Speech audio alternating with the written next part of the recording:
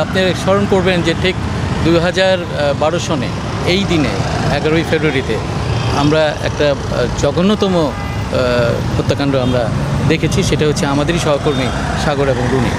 তারপর কিন্তু আপনারা যদি স্মরণ করেন যে তখনকার যে স্বরাষ্ট্রমন্ত্রী ছিলেন উনি বলেছিলেন 48 ঘন্টার মধ্যে এটা আমরা সুরাহা করব এবং তাদের বিচার হবেই।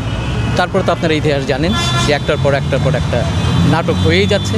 শেষ মুহূর্তে যেটা ছিল যে ডিএনএ পরীক্ষা, কবর থেকে তাদের লাশও উঠানো হলো, ডিএনএ পাঠানো হলো। অত্যন্ত আধুনিক কায়দায় ডিএনএ দিয়ে শনাক্ত করা যায়। 5 জনকে অ্যারেস্ট করা হলো। তারপর বলা হলো এনামুলকে ধরলেই সব কিছু বেরিয়ে আসবে।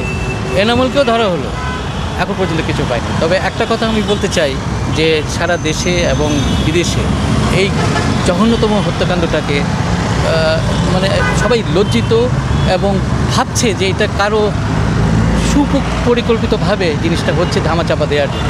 তবে একটু বলতে চাই যে আমরা যারা সাংবাদিকরা প্রতি মাসে আপনারা দেখেন যে মাছরাঙ্গা পরিবার এবং অন্যান্য সাংবাদিকরা যারা পথে নামেন প্রতিবাদ করতে একটা সুষ্ঠু বিচার চাই। আপনারা দেখবেন ব্যানারগুলোর মধ্যে লেখা যে সাগর রুনির হত্যাকাণ্ডের 2 বছর, কবে বিচার পাব। এইটা চলতেই থাকবে যতক্ষণ পর্যন্ত আমরা সুষ্ঠু বিচার না পাই।